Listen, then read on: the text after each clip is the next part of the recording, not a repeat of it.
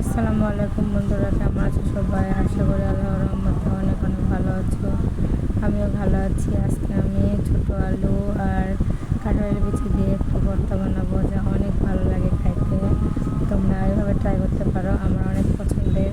তো কাঁঠাল তো শেষের দিকে, তো বাড়ি থেকে লোক আসছে আমাদের বাসায় বেড়াতে। তো গাছের ছোটো ছোটো কাঁঠাল ছিল, দুইটা নিয়ে এসছে। তো কাঁঠাল খাওয়ার পর আমি আগে থেকে ভাবছিলাম যে বিচি রেখে রাখলে বিচিতে ভর্তা খাবো, কারণ আগে তো ভর্তা খাওয়া হয়নি।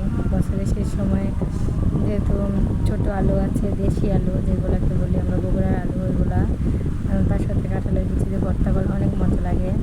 তো যেভাবে সেই কাজ।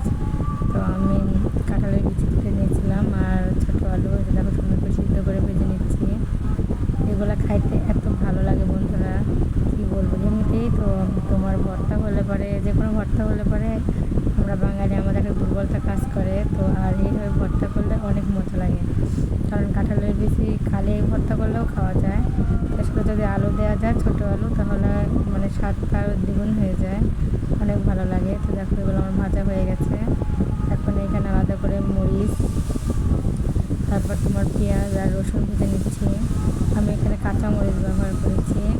আর একটা কথা, এখানে আমি কিন্তু দেখো ডাল রান্না করে রাখছিলাম, সেটা গরম আমার এখন ভাজা হয়ে গেছে কাঁঠালের বিচি আর আলু।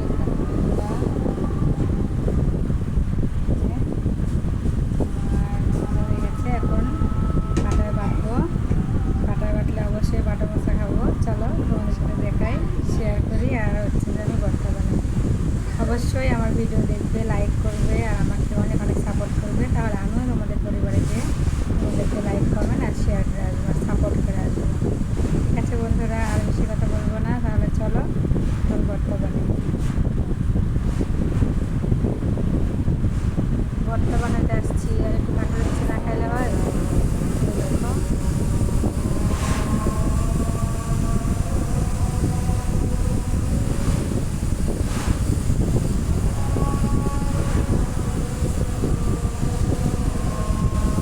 এত মজা হয়েছে বন্ধুরা, কী বলবো। মনে হচ্ছে কি জানো, ভর্তা না বেটে আমি এগুলো খালি মুখে খেয়ে শেষ করবো।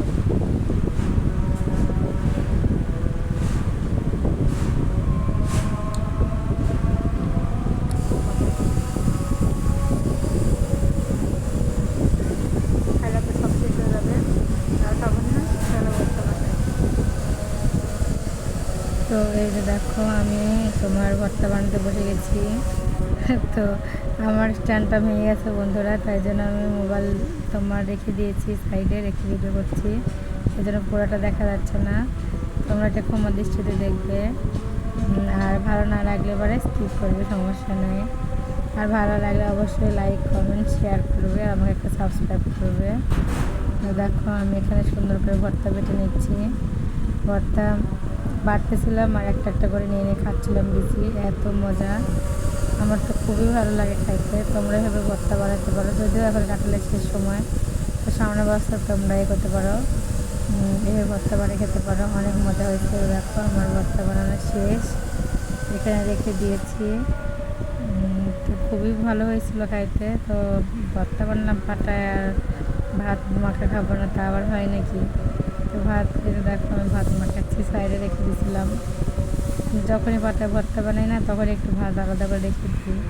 আর পাটায় মাখানো ভাত খেতে অনেক অনেক ভালো লাগে খাইতে। তো দেখো আমি খাচ্ছি। আর আমার ভিডিওটা কেমন হলো বন্ধুরা অবশ্যই জানাবে। তোমাদের সাথে আবার দেখা হবে নতুন ভিডিও নিয়ে। সেই পর্যন্ত তোমরা সবাই সবাই অনেক অনেক অনেক ভালো থাকবে আল্লাহর রহমতে। সবার যেন চ্যানেলের অনেক ভালো হয় সেই দোয়াই করি, আর আমাকে সাপোর্ট করবে, আমার পাশে থাকবে। তো ঠিক আছে বন্ধুরা, আবার আর একটা ভিডিওতে তোমাদের সাথে দেখা হবে। সেই পর্যন্ত আল্লাহ হাফিজ।